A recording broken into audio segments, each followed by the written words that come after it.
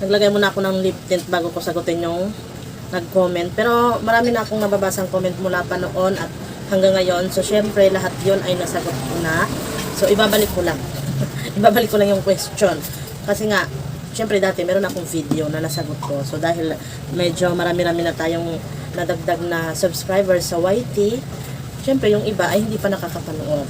Di ba? Kasi hindi naman talaga tayo sikat. Pasikat pa. Pasikat lang. Tapos nagpupunas-punas na rin ako ng aking lagayan ng pera. Ito ay matagal na ha.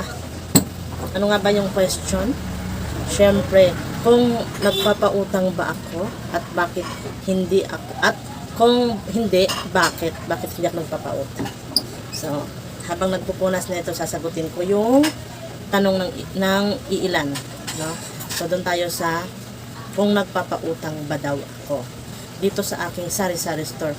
Ay, syempre, ang sagot dyan, hindi. No? Mula noon hanggang ngayon, hindi talaga ako nagpapautang.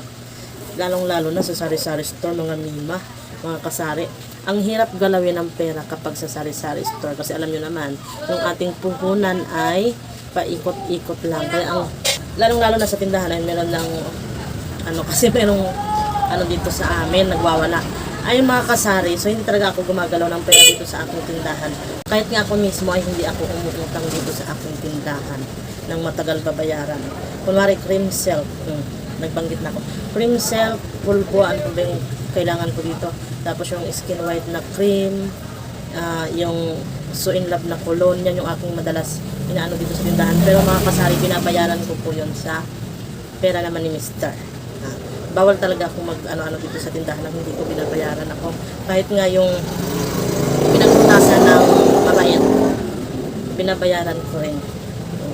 Kasi ang hirap talagang kapag nagalaw mo talaga yung pera ng tindahan, ang hirap. Kaya kailangan bayaran mo agad para naman maibili mo ng mga wala na sa paninda mo. Yun. Kasari, kahit ako ay gulong-gulo na.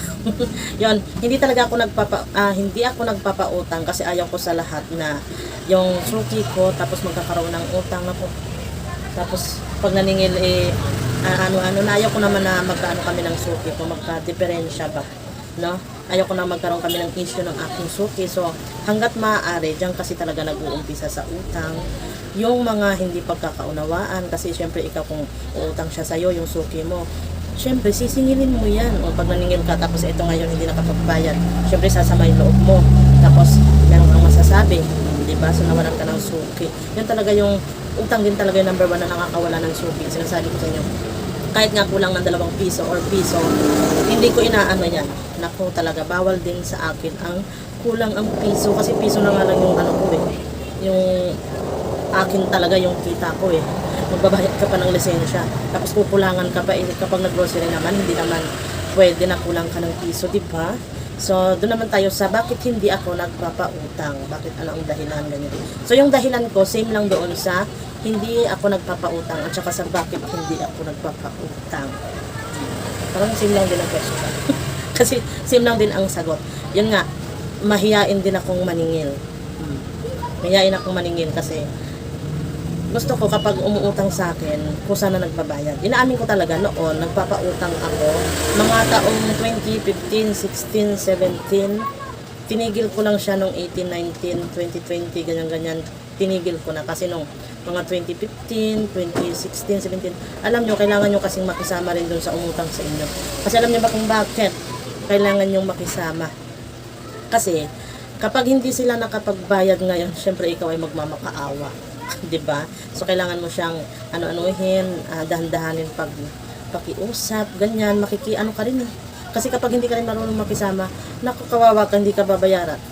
Kasi nangyari yan sa akin noong taong 2015, na-vlog ko na po ito bali, sinasagot ko lang siya ngayon. At hanggang ngayon, ngayon taon, 2026 na hindi pa rin kami ayos ng aking dating kaibigan na borders ng aking biyanan.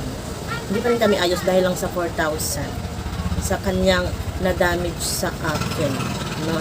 So, ako ay wala rin akong balak makipag-ayos.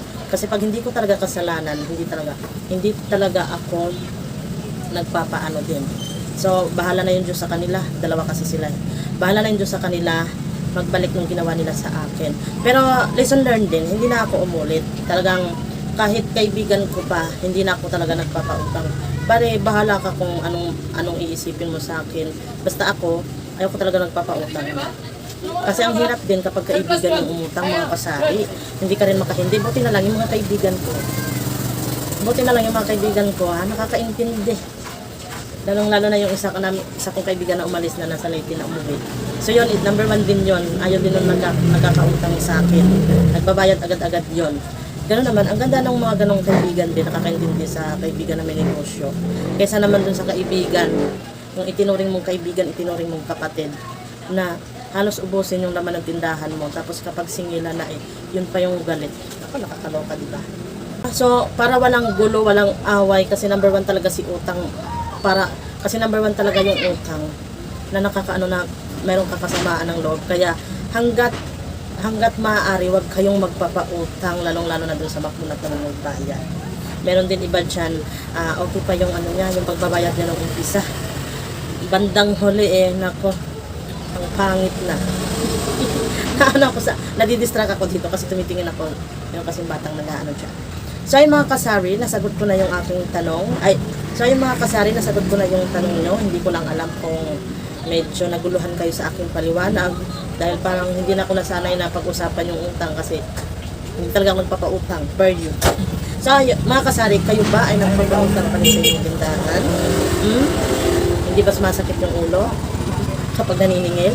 So ay mga kasari, yung aking dahilan about sa utang. Bakit hindi ako nagpapautang? So, ayun.